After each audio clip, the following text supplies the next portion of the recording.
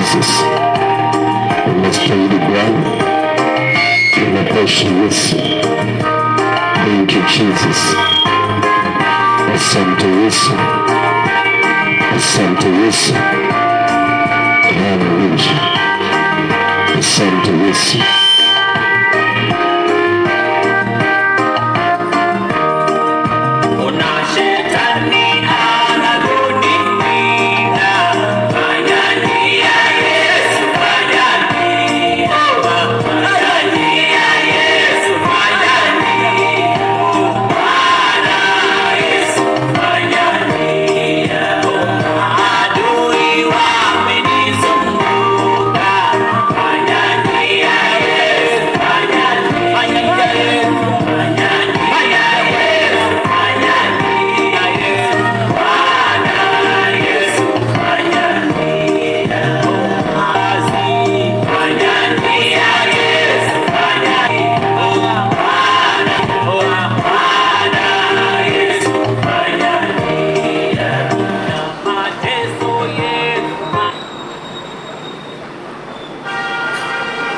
Asante Yesu, unastahili Bwana, unatosha Yesu. Basi mpendwa msikilizaji, mahali pote ulipo, na kusalimu katika jina la Yesu Kristo ambaye ni Bwana na Mwokozi wa ulimwengu wote. Yeye ambaye ametulinda, ametukirimia kibali na nafasi ya kuendelea kuishi, si kwa nguvu zetu, bali kwa nguvu zake yeye mwenyewe. Bali tunaishi na kila sababu za kumshukuru Mungu, kumtukuza, kumwamini, kumtumaini na pia kumtumikia, maana ndiye mwenye uwezo,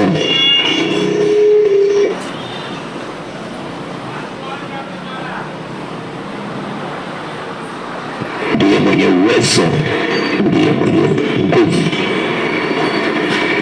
Imempendeza kwamba siku ya leo tuweze kupata nafasi ya kukutana masaa kama haya kwa ajili ya kushiriki neno lake Bwana. Kwa hiyo mahala ulipo, ninakukaribisha katika jina la Yesu Kristo. Ninaomba muda wako tu mchache kwa ajili ya sauti hiyo, zaidi sana kwa sababu ya neno lake Bwana, na itakuwa ni baraka katika jina la Yesu Kristo. Kukumbusha kwamba Mungu anakupenda sana. Mawazo ambayo anakuwazia ni mawazo mema. Mipango aliyo nayo juu ya maisha yako, mipango mema sana. Ndio maana uko hai siku hii ya leo.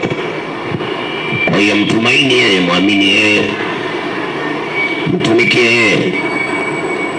Kila jambo fanya ile linampendeza,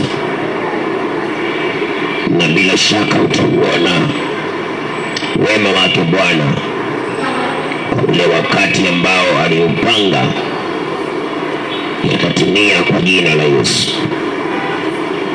Nami nakuletea neno lake Mungu ambalo kwa hilo tunaweza kufahamu ni yapi yafaayo na ni yapi yasiyofaa, ili tuyashike yale yanayofaa na tuweze kuepuka yale yasiyofaa, ndiposa tuweze kuona msaada wake Bwana katika maisha yetu, na mwisho wake tupate nafasi ya uzima wa milele.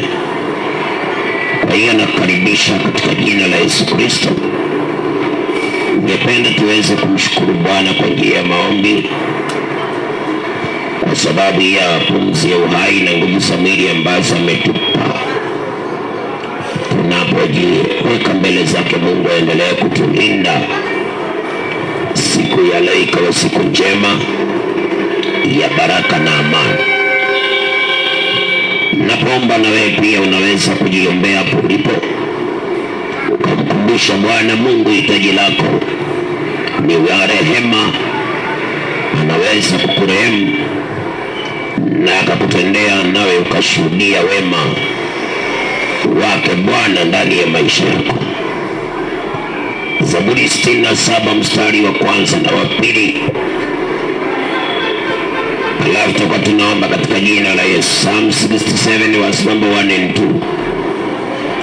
Mungu na atufadhili na kutubariki na kutuangazia uso wake, njia yake ijulikane duniani, wokovu wake katikati ya mataifa yote.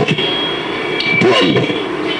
Baba, katika jina la Yesu Kristo, mfalme wa falme, Mungu mwenye uwezo, uliye mwanzo tena mwisho, kimbilio, tegemeo, msaada wa karibu, ngome imara, ni asante Bwana Yesu kwa wema wako na fadhili zako.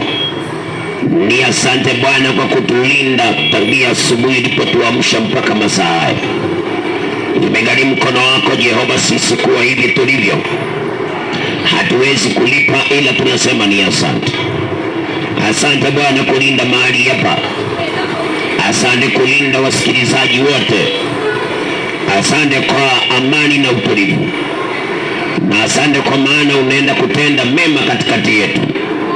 Sifa hizi zote ni zako Bwana. Uinuliwe na utukuzwe, abudiwe na heshimiwa. Tamalaki Yesu, kwa maana wewe ndiye kila kitu. Masana wakati tunajiweka mikononi mwako Bwana, tunakiri ya kwamba sisi hatuwezi bila wewe. Tunaomba Bwana uzidi kutusaidia, uendelee kutulinda katika hii siku ya leo. Utuokoe na ule mkono wa ule adui shetani, njama zake Bwana ukatuokoe Jehova nazo. Mipango yote iliyopangwa kisiri Bwana tuondolee. Tunaomba amani yako izidi kudumu, ukifungua milango ya baraka ndani ya maisha yetu. Bwana Yesu, zidi kutawala, kwa maana unaweza. Kama kuna yamepangiwa mabaya siku ya leo, Bwana uonaye sirini yale mabaya ukayageuze, na watu wako wakaone mema katika jina la Yesu Kristo. Mahali kuna makosa yanazuia mkono wako kutufikia, Bwana tunaomba msamaha.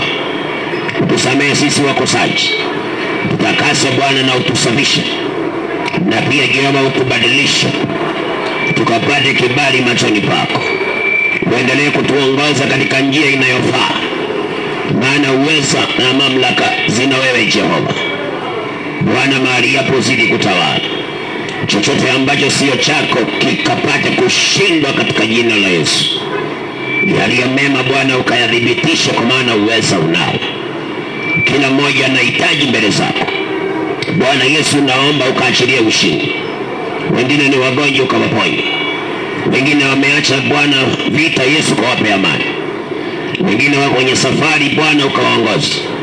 Kila mmoja Bwana unamwelewa vyema. Wacha Jehova ukatende mema kwa maisha kila mmoja, na sifa na utukufu sasa kurudia Bwana. Asante kwa maana wewe ni Mungu wa kweli na wa pekee, na kwamba Bwana unaenda kujitukuza katikati yetu. Tunapolisikiliza neno lako Bwana, unikirimie neema ya kunena yapasayo na yanayostahili kwa ajili ya siku ya leo. Atakayesikiliza neno lako limbadilishe, limpe imani na limpe matumaini, likimpa Bwana hekima na maarifa ya kusimama katika njia nzuri, na sifa na utukufu sitakurudia.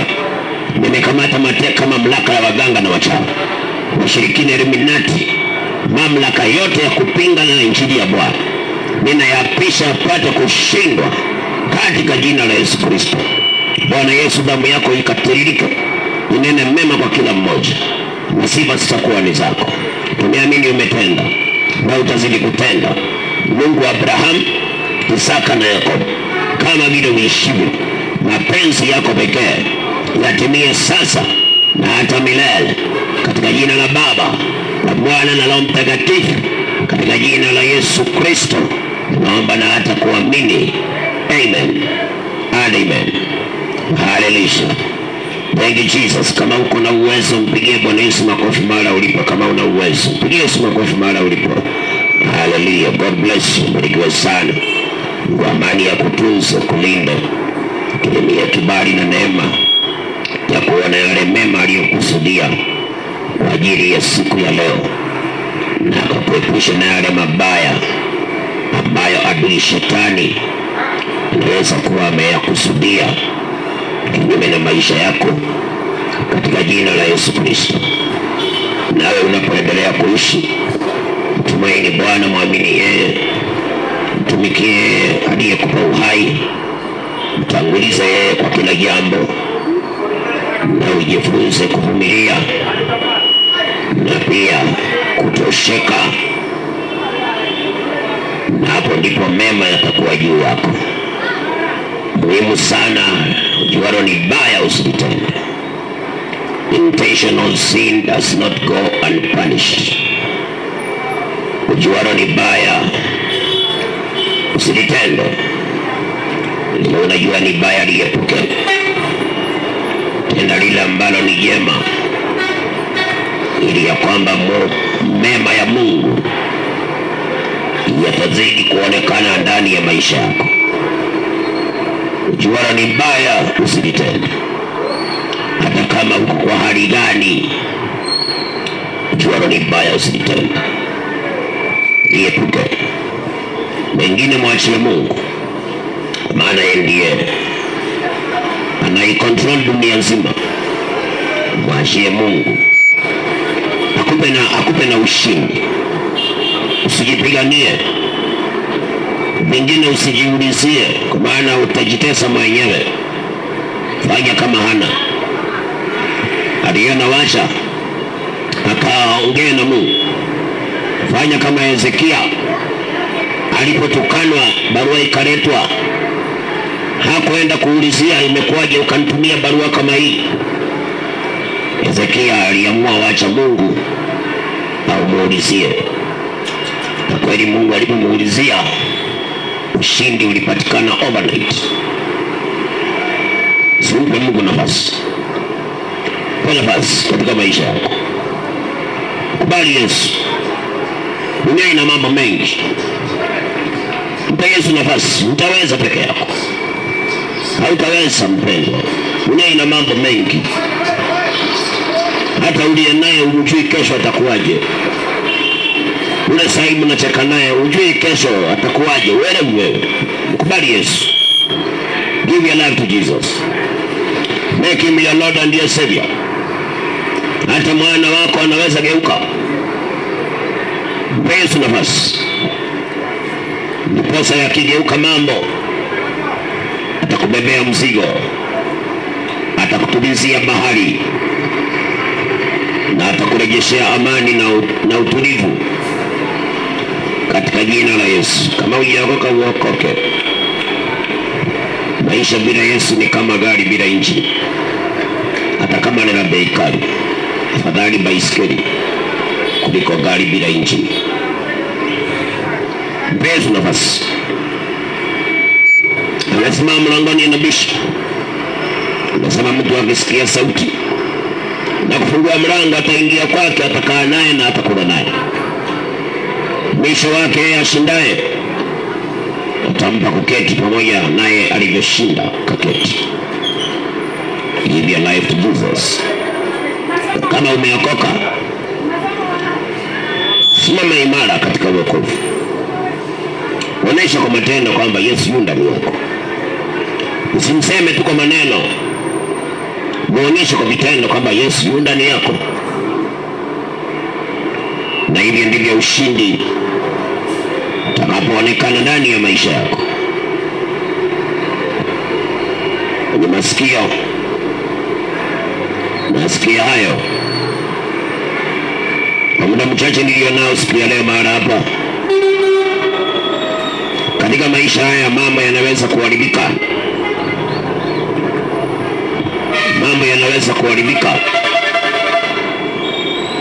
lakini Mungu anakuanga na njia tukimtazama yeye. Mungu anakuanga na ushindi tukimtazama yeye. Mungu anakuanga na ukombozi tukimtazama yeye.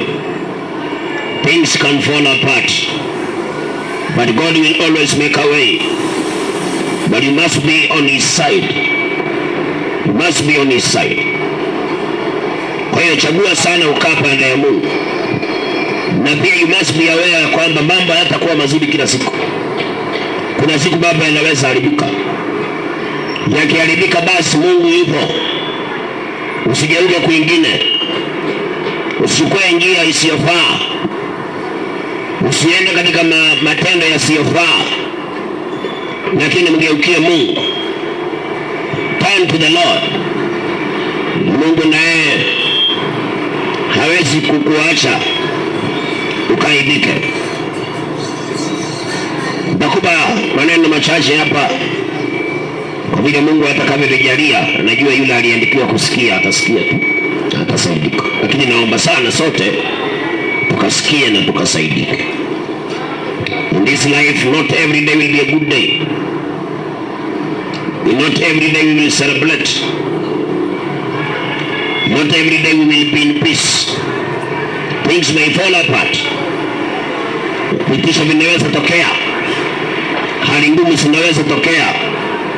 Hatari zinaweza kutupata. But God will always have a solution. So don't forget to turn to God. Don't forget to turn to God. Wakati mambo yameharibika. Kwa maana yeye anakuanga na suluhisho kila wakati. To every given problem circumstance, God has the way out. Has a way out. Na wakati unafurahia usisahau ya kwamba kesho inaweza kukosa kuwa na furahia ulio nayo. Wakati uko na amani usisahau ya kwamba kesho amani inaweza kukosekana. Sasa endelea sana ukaa pande ya Mungu. Make a connection with God. Kwa sababu hii maisha inaweza penduka anytime. Najua maneno mimi na kuongelesha inawezekana utayakubali sana. Kwa sababu watu wale wanapenda kuambiwa tu kutoka kusudi. But let us speak the reality of the Bible. Kuna mtu mmoja anaitwa Yusufu. Yusufu tunapenda sana kudina ile story ya Yusufu akiwa amesaidika. Lakini hatujui baada ya kusaidika kuliendaje. Yusufu akawa kiongozi Misri. Na akawaita ndugu zake na familia mzima ili wasaidike Misri. Wakakuwa na amani. Mambo yakawa sawa. Njaa iliyokuwa Israeli ikawa imekuwa past 10. Lakini sikiliza maneno ya Mungu yanavyosema. Exodus chapter number 1. Things may fall apart, but God will always have a solution. Don't go astray. Always turn your eyes on God. And make sure when you are enjoying, you are making a relationship with God. Make sure when things are right, you are connected to God. Because yanaweza haribika. Mambo yanaweza haribika. Wakati umeajiriwa kazi, management inaweza badilika. Ukiwa na kazi mtumikie Mungu. Serve God. Pesa zikiingia, fanya kazi ya Bwana. Management inaweza badilika. Utakuwa mgeni wa nani? Mwenye kazi anaweza mwingi anaweza hama. Nasema amerudi kwao. Utakuwa mgeni wa nani? Na wewe ulikuwa una hela na uko na uhusiano na Mungu.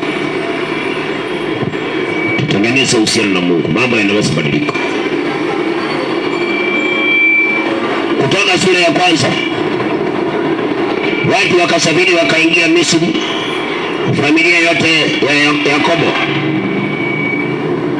wakaingia Misri. Na wakawa huko watu kama 70. Lakini huyu mtu anaitwa Yusufu ambaye alikuwa amepata favor na baraka na akawakaribisha watu wa kwao na akasababisha wakakuwa na mazingira mazuri sana Misri. Maana anasema Yusufu alikufa. Yusufu aliyewakaribisha akasababisha wakawa na amani na wakawa wamesaidika. Yusufu alikufa. Mstari wa 8, Kutoka sura ya 1 mstari wa 8. Basi akatokea mfalme mpya utawala Misri, asiyemjua Yusufu. Akawaambia watu wake, angalieni, watu hawa watu wa wana wa Israeli ni wengi, tena wana nguvu kuliko sisi. Haya, na tuwatendee kwa akili, wasije wakaongezeka, tena ikatokea vita, wao nao wasije wakashikamana na adui zetu na kupigana nasi na kutoka katika nchi hii. Yusufu amekufa. Things may fall apart mpendwa. Wakati unakula vizuri, mambo yanaweza badilika. Tengeneza uhusiano na Mungu, kaa karibu na Mungu. Ukipata fedha kazini, mambo yanaweza badilika. Make sure you are connected to God. Hakikisha una uhusiano na Mungu. Yusufu aliyekuwa amesaidia wana wa Israeli ama familia ya Yakobo, Yusufu akakufa, na alipokufa kukachukuliwa kukaingia mfalme mwingine ambaye hajui wana wa Israeli walikujaje huko, haelewi kitu, hatambui hata Yusufu ni nani. Akaingia mtu mpya, na alipoingia akaingia na new management. Kumbuka Farao alimkubali Yusufu na watu wake, lakini yule ameingia ameonekana amekataa. Mambo inaweza badilika mpendwa. Tengeneza uhusiano wako na Mungu. New management can come in the working place. Make sure you have a relationship with God. Kukainuka mfalme mgeni ambaye alianza kupanga njama. Haya maisha mpendwa, njama zinaweza inuliwa. Tengeneza uhusiano wako na Mungu. Akapanga njama, akaanza kupanga njama kinyume na wana wa Israeli. Akasema watu wanaendelea kuongezeka watu, na itabidi tupange vile tunaweza fanya, kutumia akili yetu hapa sasa. Hawa watu wasija wakakaenda hivi wakawa watu wengi, wakafika mahali wakatumaliza. Katika hii dunia kuna watu wawivu, mtafute Mungu sana.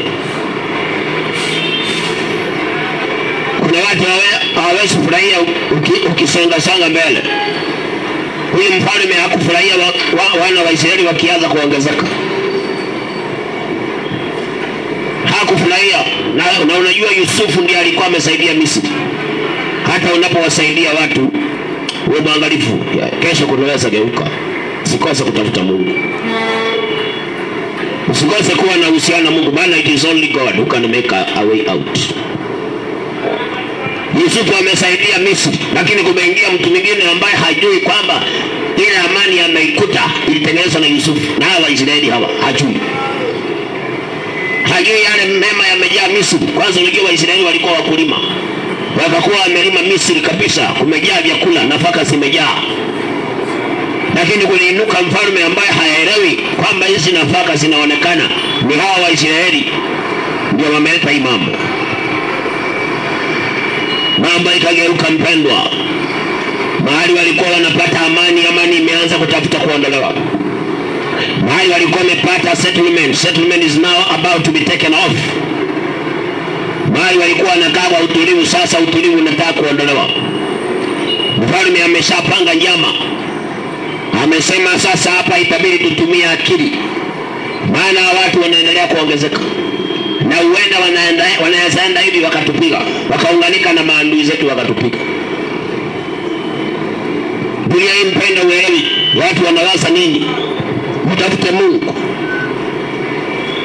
Uelewi wakati unasaidia mtu, uelewi yule pembeni anasemaje. Uelewi wakati unatenda mema, ujui yule mwingine wa pembeni anasikiaje. Wakati unayofanya biashara zako, uelewi yule mwingine anasikiaje. You don't know. Wakati nyumbani kwako mnacheka mmekula vizuri, uelewi jirani yule wa mwisho anasikiaje. You don't know. Tafuta Mungu mpendwa. Kaa pale ya Mungu wewe. Mambo inaweza kubadilika. na inaweza badilika kiwango ambacho wewe hauna njia, hauna akili, lakini Mungu hatawahi kosa njia. Mungu hatawahi kosa namna, but we must stay connected to God. Maandiko yanasema mfalme aliinuka mpya. Kabla manager akuwe mpya, tumikia Mungu. Tumikia Mungu. Management inaweza kuwa mpya. Takuwa mgeni wa nani? Mfalme mpya akaingia, ambaye haelewi Yusufu na haelewi hata wana wa Israeli. Hawajui, hawatambui. Na akaingia na sheria mpya, kwamba watu hawakuzaliwa huku, lazima tufanye bidii wasiendelee kuongezeka huku. Tumikia Mungu mpendwa. Mambo inaweza badilika. Tumikia Mungu. Things can change. Mambo inaweza geuka. Akili yako ikakosa kusaidia, ujuzi wako ukakosa kusaidia. Utakuwa mgeni wa nani? Ukiinuka mtu asiye kujua pale kazini, na wewe ulikataa Mungu, ulikataa kutumikia Mungu. Ukiinuka mtu pale kazini asiye kutambua, amekuja na management mpya, anataka kuajiri watu wa kwao, nani atakutetea? Na wewe ukipata pesa, hata Mungu haonagi hata sadaka yako. Mambo yanaweza badilika mpendwa. Tumikiana Mungu. Be connected to God. Kukainuka mfalme mpya ambaye hajui Yusufu ni nani na Waisraeli ni akina nani, hawaelewi. Ameinuka mtu wa ukabila. Tumikia Mungu. Pale kazini kunaweza inuka mtu wa ukabila, aseme huko utaki kabila fulani, utakuwa mgeni wa nani? Na wewe ukipata pesa, hata ukubukani Mungu. Kazi unafanya 24/7, Jumapili umelala, nasema ni siku ya kupumzika. Kutainuka pale kazini mtu ambaye akona ukabila, utakuona kanisani umekuja cha lazima, na uenda Mungu hata kusikiliza, maana atakuwa na rekodi yako. Utakuona umekuja na sadaka ya madhabahu, hasa ataichukua, atakula, atakuombea, lakini Mungu atakuwa na rekodi. Tumikiana Mungu mpendwa. Serve the Lord. Have a relationship with God, because things can fall apart. Things can change. You can meet new faces. Faces that don't recognize you. You can meet new people. People who don't know you. Utakuwa mgeni wa nani? Ukiinuka watu hawakutambui, hawakujui, wewe ni caretaker. Nyumba inaweza kupewa mtu mwingine ambaye hakutambui. Baba anaweza kumwachia mtoto ploti, na mtoto aseme mimi sitaki caretaker, niko na wako wangu. Utakuwa mgeni wa nani? Kukainuka mfalme mpya ambaye hajui Yusufu ni nani, haelewi. Mfalme wa kwanza alikuwa amepeana ruhusa wakae wafanye mambo yao, because they have helped us, wametusaidia watu. Lakini kulikuja mwingine amejaa ukabila, akasema hawa watu wasijaribuka huko, wanaendelea kuongezeka na wanaenda hivi, wakapendua serikali. Akasema wakainuka, wakaingia na maandui zetu, akapanga njama mbaya. Serve the Lord. Tumikiana Mungu mpendwa. Turudi hapo usikie mpendo kuendelea. Maandiko yanasema basi, Exodus 1:11, basi wakaweka wasimamizi juu yao wawatese kwa mizigo yao, nao wakamjengea Farao miji ya kuweka akiba, Pithomu na Ramesi. Sasa unasikia mambo ikabadilika, sasa wakaamua kuwatesa Waisraeli, kwa maana kumeingia utawala mpya, kumeingia mtu mpya Sasa watu waliokuwa wakikaa salama, usalama sasa umeondolewa. Ikasemekana sasa wawekwe wasimamizi wa kuwatesa. Sasa mateso yakaingia. Tumikianga Mungu mpendo. Hujui kesho utakutana na nani. Hujui pale kazini kutaingia nani. Kunaweza ingia mtu mgeni. Anaweza pewa mtu cheo ambaye amejaa unyama. Utakuwa mgeni wa nani? Na wewe utumikiaje Mungu? Ukienda kesho waambiwa kazi hakuna. Kunaingia mtu mgeni. Utakuwa mgeni wa nani na wewe hauna haja na Mungu? Na ni Mungu pekee anakuanga na njia ya kutoka ndani ya shida. Only God. Na wewe hutaki Mungu. Mambo ya Mungu unayachukua tu juu juu. Na hii dunia mambo inabadilika mpendwa. Angalia Waisraeli walikuwa wanakaa na amani Misri. Wamepewa mpaka mashamba. Lakini kumeinuka mfalme mgeni na amesema hawa watu wavaika huko. Na akainua wasimamizi. Na akawapea oda Waisraeli wateswe. Wanaendelea kuongezeka watu wateswe. Utakapojengewa mazingira magumu, nani atakutetea? Na wewe utaki Mungu. Utakapoinukiwa pale kazini na usingisiwe mambo ili ufutwe kazi, nani atakutetea? Na wewe umekataa Mungu. Kanisa uendi. Wakati utasingiziwa mtu wa Rigiriki, utakaposingiziwa ukaambia 200,000 watu kuachilie, utakuwa mgeni wa nani? Na wewe ni kazi kila siku. Hauna nafasi ya Mungu. Dunia hii mpendwa, mambo yanaweza badilika. Usikose kuwa na nafasi ya Mungu. Hakikisha una uhusiano na Mungu. Hakikisha unatumikia Mungu. Hakikisha unafanya kazi ya Mungu. Hakikisha unafanya mapenzi ya Mungu. Kwa maana mambo yanaweza badilika. Mfalme akapeana oda. Wawekee wasimamizi, wasitembee ovyo hao Waisraeli. Wawekee guards. Na watesi kwa mizigo mizito. Lengo ni kwamba hawa watu wanaongezeka. Wanaongezeka na hatutaki waongezeka. Kutakapoinuka watu wawivu wakuzuia wewe usiende mbele, ni nani atakutetea? Na wewe hutaki Mungu. Mambo ya Mungu wewe unasikia, hata hii injili unasikia ni kelele. Na unafikiria kila mtu anataka ufanikiwe. Unafikiria kila mtu anataka uendelee. Kuna bado wako kama huyu mfalme ambao wanataka waone ukisonga mbele. Na watakujengea mazingira magumu. Watakuwekelea mizigo mizito. Kama huyu mfalme ameamuru wasimamizi wawatese na mizigo mizito, wasiendelea kuzaana. Maisha ya watu. Tafuta Mungu mdogo. Serve the Lord. Tumikia Mungu. Watu wakina mzee wanaweza geuka. Utatetewa na nani?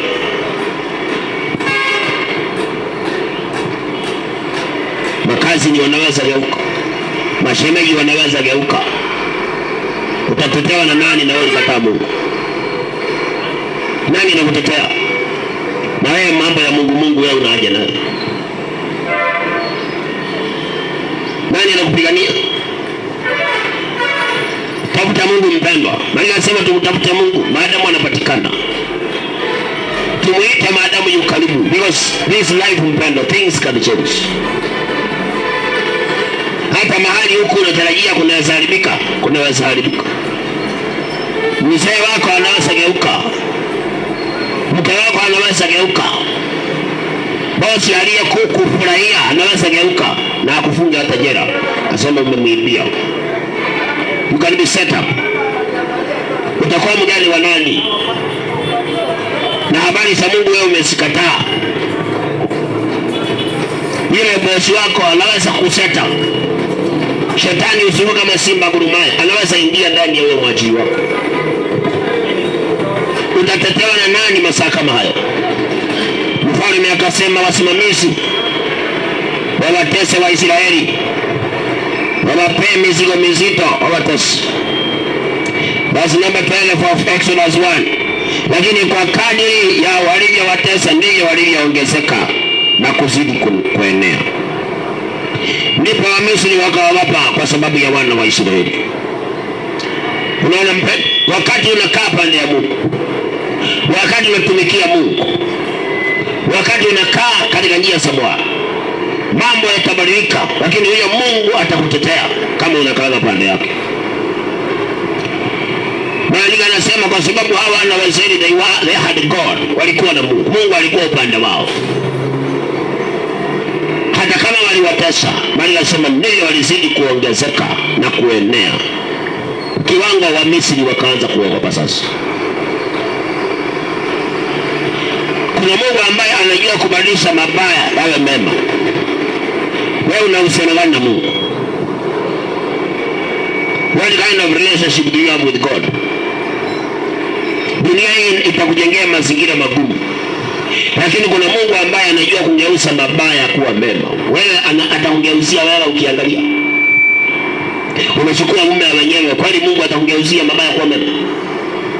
Umetuma mke wako ushago, umeanza kudanganya wasichana wenyewe huku mtaani. Kweli mpendo yakibadilika mambo, Mungu atakugeuzia wewe? Watu wa Mungu, utafuta kuwa na uhusiano na Mungu. Things may fall apart. Mabaya yanaweza inuka mahali uliko. Adui anaweza kuinuka. Msimuone kuna kuanga na adui wa kuzuia mtu asisonge mbele. Hata wewe kwa maisha yako, hiyo kuna adui wa kuzuia usisonge pale mbele. Na atakujengea mazingira magumu. Na inawezekana wewe hautamjua. Unaweza kumkumbatia kama rafiki, kumbe kwa ndani ni adui anayezuia amani kwa ndoa yako. Kumbe ni adui anayezuia kazini usipate fedha. Kumbe ni adui anayezuia pale unatoa mema yasitoke tena. Kama hauna uhusiano na Mungu, nani atakutetea? Ashukuriwe Mungu, maana Waisraeli walikuwa, ukirudi kule Genesis utaona kwamba wakati ambapo Yusufu alisema aliambia ndugu zake wamlete baba yao, maandiko yanasema Yakobo akawa ameogopa kwenda Misri. Lakini Mungu akamtokea Yakobo, akamwambia wewe enda, nitakuwa na wewe. God told Jacob, now go, nitakuwa na wewe.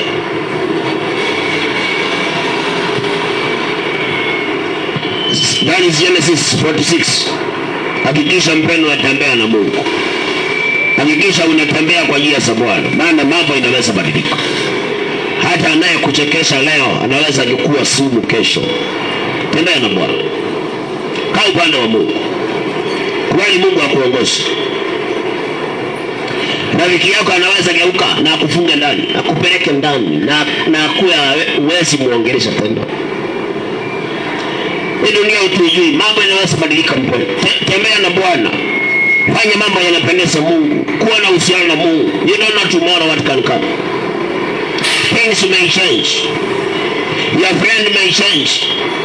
Mke wako ambaye umemchukua, umemulisha, anaweza geuka kesho akakufunga jela bila huruma. Things can change without Mungu. This world we don't know. Things may fall apart. Tukae pande ya Mungu. Genesis 46. Israeli akasafiri pamoja na yote aliyokuwa nayo, akaja Beersheba, akamchinjia sadaka Mungu wa baba zake. Mungu akanena na Israeli katika ndoto ya usiku, akasema, Yakobo, Yakobo.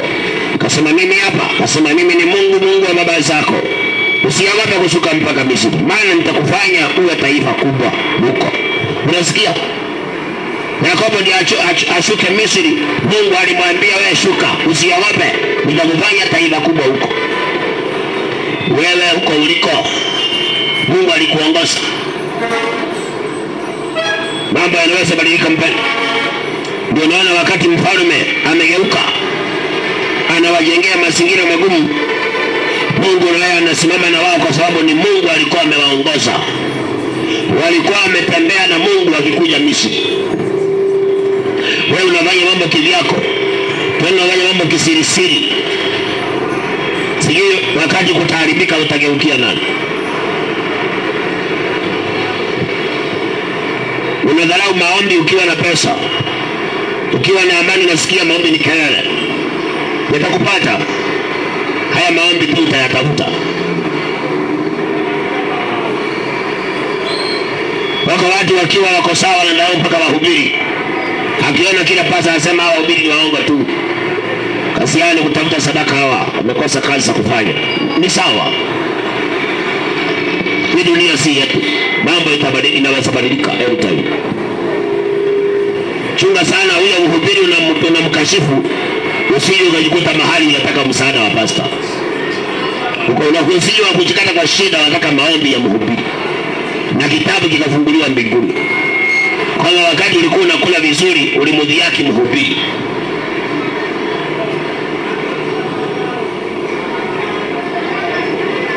Bwana Yesu kusaidia sana kunielewa. Things may fall apart, but when we have a relationship with God, He will always make a way out. When we are connected to God, He will always bring a solution. But woe unto those poor people who are not connected to God, who are walking alone. They are doing their own things. They don't want to include God in their life. Woe unto them. Because when the time comes for pain, nobody will change their pain. They will carry their pain.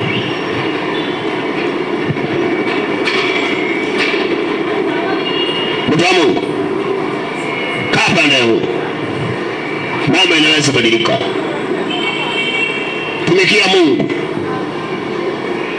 Si unangoja tu siku mshahara umekwama ndio unataka pastor akuombee.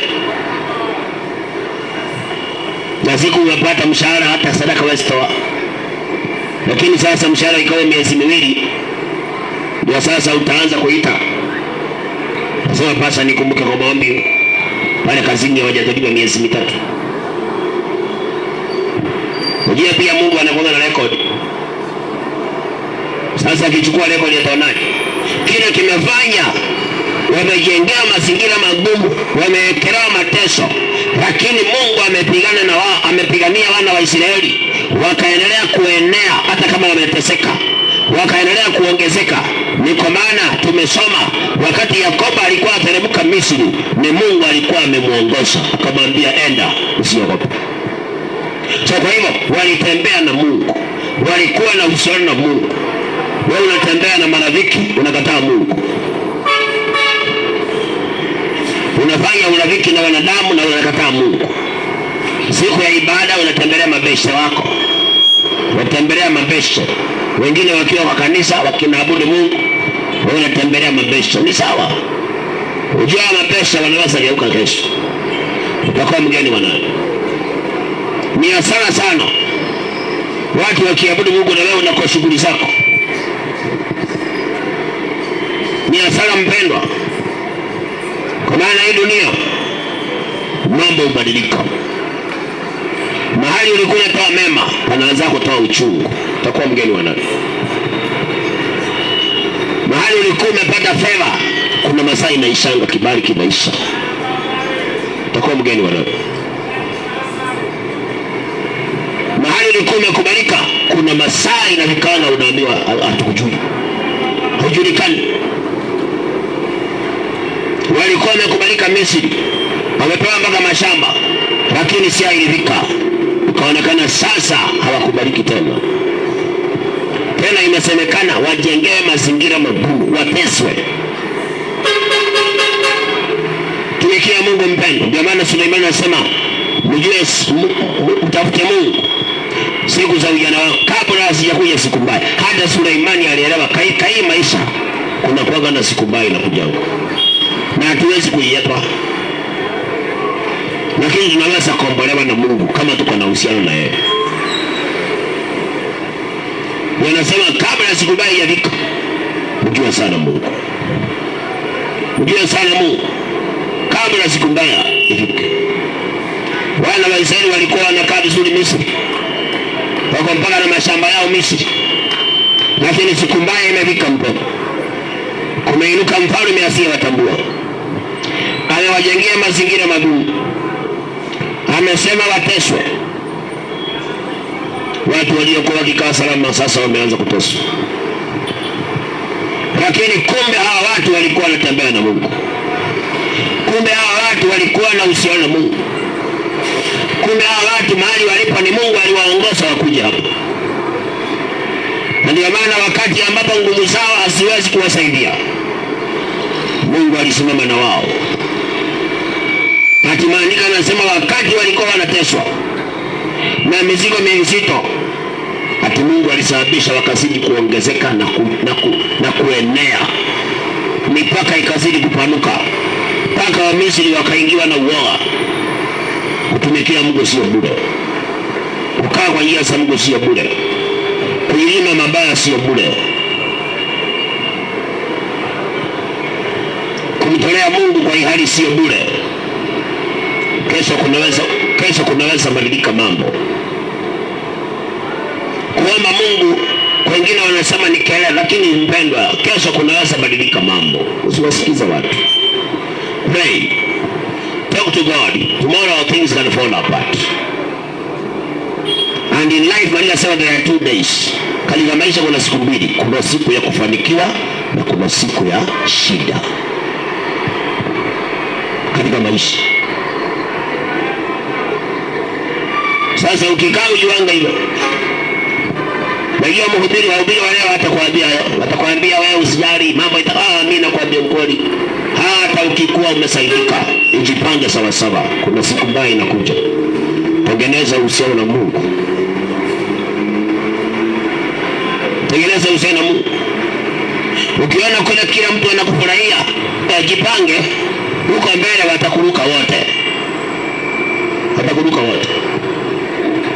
Sasa kwa hiyo tengeneza uhusiano na Mungu. Watu wale wanaosherehekea leo, kesho wanaweza kukufurusha tena, wakakujengea mazingira magumu. Wale watu ambao wanawasherehekea leo, kesho wanaweza kukufurusha, na sio kukufurusha tu, wakakujengea mpaka mazingira magumu. Tumesikia Misri waliwakaribisha wana wa Israeli, wakawapea kama mashamba, tena heshima kubwa kwa sababu ya Yusufu. Lakini kumeinuka mfalme hawajui, na amesema hapa hatuwataki watu wateswe. Wateswe hawa siendelea kuongezeka. Wanaongezekaje kwa nchi yetu? Watafanya hivi watu nyama. Anasema watu wateswe. Lakini kwa maana walikuwa wametembea na Mungu, walikuja Misri. Maandiko yanasema wakati waliteswa ndio Mungu alizidi kuongeza. Ndio Mungu alizidi kuwafanya wakaanza kuenea. Unatembea na nani mbele? Na marafiki bila Mungu, marafiki wanaweza badilika. Unatembea na pesa bila Mungu, pesa zinaweza kupotea. Unatembea na kazi bila Mungu, kazi inaweza geuka. Certificate bila Mungu, unaweza kataliwa kila mahali certificate yako, ukashangaa. Fanya urafiki na Mungu. Make sure uko na uhusiano na Mungu. Have a relationship with God. Because things may change. Things may fall apart. This one is not our home. And we don't know what can come. Lakini Bwana anasema we are always like ships that float the house. Tunabanana tu kila siku na kungawa naye na kuchinjwa. Tafuta Mungu mpendwa, tafuta uhusiano na Mungu. Hii maisha inaweza geuka, ni Mungu pekee anaweza kusaidia. Mungu pekee. Kama sio Mungu, Waisraeli wangeliangamizwa. Lakini kwa sababu walikuwa Misri kwa mpangilio wa Bwana, tembea kwa mpango wa Mungu mpendwa, tembea kwa makusudi ya Bwana, tembea kwa makusudi ya Bwana. Ya mambo yakibadilika, Mungu atakusaidia. Mambo yakigeuka, Mungu atakupa upande wako. Mstari wa 13, Wamisri wakawatumikisha wana wa Israeli kwa ukali, wakafanya maisha yao kuwa machungu kwa kazi ngumu, kazi ya kuwachokaa na ya matofali na kila namna ya kazi ya mashamba. Kwa kazi zao zote waliwatumikisha kwa ukali. Mateso yameinuka, mambo yamebadilika. Mahali walikuwa wamepata fedha kumeharibika. Ukikula vizuri sana, kesho huwezi jua kutendaje. Ukikuwa na amani, usisahau Mungu, kesho amani inaweza kupotea. Kana Mungu, kana usema Mungu. Mahali walikuwa wanakaa salama, sasa wameanza kuteswa. Mahali walikuwa wameheshimika kwa sababu ya Yusufu, wameanza kuongeleshwa kwa ukali. Walisema Wamisri wakawa wakali, wakaanza kuwawekea machungu kila kona. Pain everywhere, machungu kila mahali. Wakawaongezea kazi nyingi sana, wakawafanya slaves. They now made them slaves. Watu wao walikuja wakiwa free, sasa wamekuwa watumwa. Nani atawasaidia sasa? Tafuta Mungu mpendwa, tumikia Mungu mpendwa. Kazi yako isikutawale ukose nafasi ya Mungu. Raza dunia isikutawale ukatae Mungu. Kesho unaweza badilika mambo. Rafiki anaweza geuka, bosi wako anaweza badilika, waliokuchekesha wanaweza geuka kesho, wakaanza kupea machungu. Si unasikia Waisraeli, Wamisri walikuwa wamefurahia, lakini sasa wamegeuka, wameanza kuombea machungu, wameanza kuongeza kwa ukali, wameanza kuongezea mateso kwa kazi ngumu, kwa maana hawataki hao watu waendelee kuongezeka. Inabidi sasa waendelee mazingira magumu. Use your time very well, mpendwa. Tomorrow you cannot know what will happen. Things may change. Mambo inaweza kubadilika, hali inaweza kuwa ngumu bila kutarajiwa. Tumikia Mungu, kaa katika njia za Bwana, tembea na Mungu mpendwa. Usitembee na tamaa, usitembee na marafiki bila kutembea na Mungu. Walk with God. Wacha Mungu atangulie mbele yako. Kila jambo husisha Mungu, mambo yanaweza kubadilika. Mahali ulitoa furaha unaweza kutoa uchungu sasa. Mahali ulikuwa unatoa kicheko unaweza kutoa kilio. Mahali ulitoa unaishi wepesi unaweza kutokea ugumu sasa. Kama ulikuwa na Mungu utakuwa mbele naye. Kama Mungu hakuelewi utakuwa mgeni naye. Hapo ndio shetani anakuambia jiwe sasa. Jitie kitanzi. Mungu utafuta Bwana, things may fall apart. When you have God, you will mend him. When you have a relation with God, he has always a way out. Kila siku Mungu anakuwa na njia ya kutoka katika kila tatizo. God has a way out. When you are walking with him, when you are serving God, when you have a relationship with God, when things fall apart, he will always have a way out.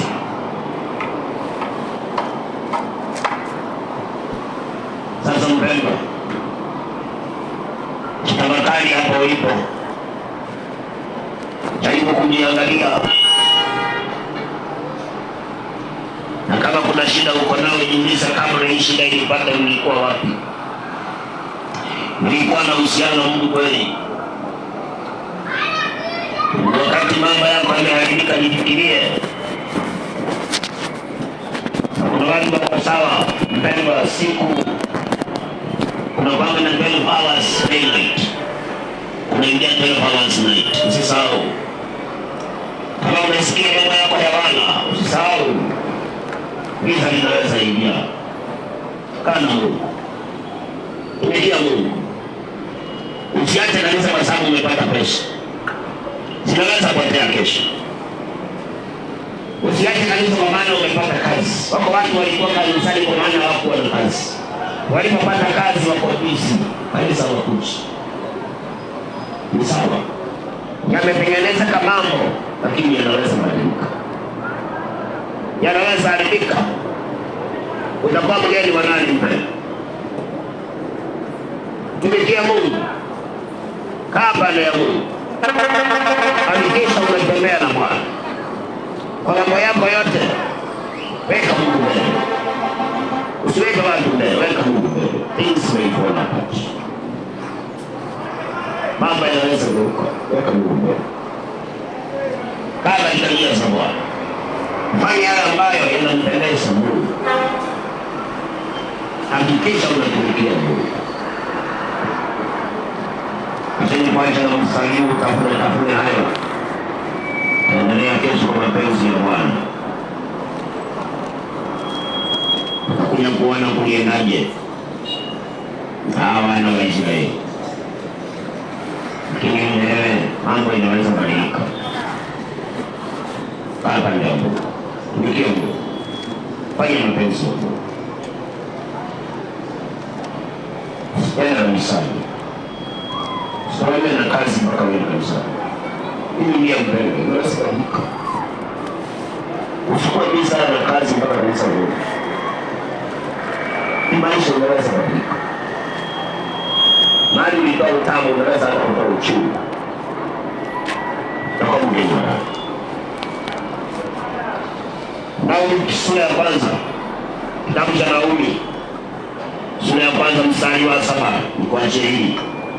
Bwana ni mwema, ni ngome siku ya taabu, naye huwajua hao wamkimbiliao. Bwana ni mwema, na yeye ni ngome siku ya taabu. Kwa hiyo kuna kwanga na siku ya taabu, lakini Mungu ni mwema. Kuna kwanga na siku ya taabu, lakini Mungu ni maficho. Basi anasema anajua wale wanaomkimbilia. Anajua. Sikae pande ya Mungu. Tumikia Mungu mpendwa. Bali ni nafasi. Tumikia Mungu kabla moyo wako ubadilike. Tumikia Mungu kabla amani ya ndoa isha. Maana kuna masaa inaisha. Kama ukuwa na Mungu, shetani anataka ndoa yako. Tumikia Mungu. Wakati bado una kibali cha kazi. Maana unaweza tembea na skills na kibali umekosa. Unawahi kusikia watu wamekaa mwaka mzima hapati kazi na si tena ujuzi, ako na driving license, ako na kila kitu, mwaka unaisha, kazi hapati. Lakini nyuma yake alikuwa na kazi, tena alikuwa anaitwa kazi kila mahali. Kwa masaa kibali cha kazi kinaisha.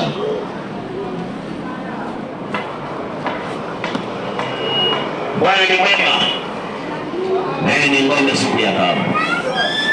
Lakini anasema anawajua wale wanaomkimbia. Have a relationship with God. Serve the Lord. Do what is right to do. We don't know tomorrow what can come. Bwana Yesu akusaidie sana unayenisikiliza. Jalia hekima na maarifa ya kuishi kwa hii dunia. Usiishi kiolela, kajikuta mabaya wakosa mtetezi. Usitawaliwe na shughuli za maisha, wakosa nafasi ya Mungu ndani yako. Usitawaliwe wengine na shughuli za maisha, ukakosa nafasi ya Mungu. Kwa jina la Yesu, by the special grace of God, mimi nafika hapo siku ya leo. Mungu akatusaidie sote, ukachagua mkampande unafaa, ili mambo yakibadilika Mungu awe ngome yetu. Kwa jina la Yesu, mara ulipo tamina tu. Baba, katika jina la Yesu Kristo, Mungu shomea, asante kwa neno lako, asante kwa wale umegusa na kusikiliza neno lako. Baba, ulitie nguvu mali limefika likafanye kazi, paonekane ushuhuda na mabadiliko, na sifa na utukufu zitakurudia Bwana. Ujalie neema tusitawaliwe na dunia tukukusahau wewe njoo, tusitawaliwe na shughuli na kazi tukakosa nafasi yako, ili siku ya taabu ikifika tusikose makimbilio. Nasema dunia hii Bwana hatuelewi sisi, tunaomba utusaidie kutembea na hekima, kuishi na maarifa, usije tukakusahau wewe uketie juu, ambaye unajua Bwana njia ya kutoka mautini. Wewe uliyesaidia wana wa Israeli walipojengea mazingira magumu, nasi pia ukatusaidia siku ya leo. Uzidi kutuongoza kwa ile njia inapaswa, ni kwa ajili ya utukufu wa jina lako. Mahali hapo zidi kupalinda, walinde wasikilizaji, yeyote amehusika ndani ya neno hili Bwana ukambariki na ukampe hekima na maarifa, umtunze na kulinda, ukizidi Bwana kumfungulia milango, kwa maana uweza ni wako. Damu yako ifunika hili soko, chochote ambacho sio chako kikapate kushindwa katika jina la Yesu. Mitego ya watu wabaya Bwana tunageuza kwao. Usikubali mtu Bwana ataseke mateso ambayo sio kwako. Bwana, kila mmoja aishi maisha uliyompangia, kila kazi ikawe na matokeo uliyopanga wewe. Mipango mingine tunakemea ipate kushindwa katika jina la Yesu. Tamalaki Bwana na ukatende mema na sifa zitakurudia. Masaa yaliyo mbele ya amani, baraka na ushindi, mikasa, mikosi, maajali na kataa. Endelea kulinda kila mmoja Bwana, siku ikaendelea na ikaishi vyema, na sifa na utukufu zitakurudia Jehova. Asante kwa maana umetenda. Damu yako itufunike na ikanene mema. Mungu wa Abrahamu, Isaka na Yakobo, kama vile uishivyo, mapenzi yako pekee yatimie sasa na hata milele. Katika jina la Baba na Mwana na Roho Mtakatifu, katika jina la Yesu Kristo tunaomba na hata kuamini. Amen. Amen. Hallelujah. Thank you Jesus. Kama una uwezo mpigie Bwana Yesu makofi mara ulipo kama una uwezo. Hallelujah. God bless you. Barikiwa sana. Mungu amani ya kutunza na kulinda yale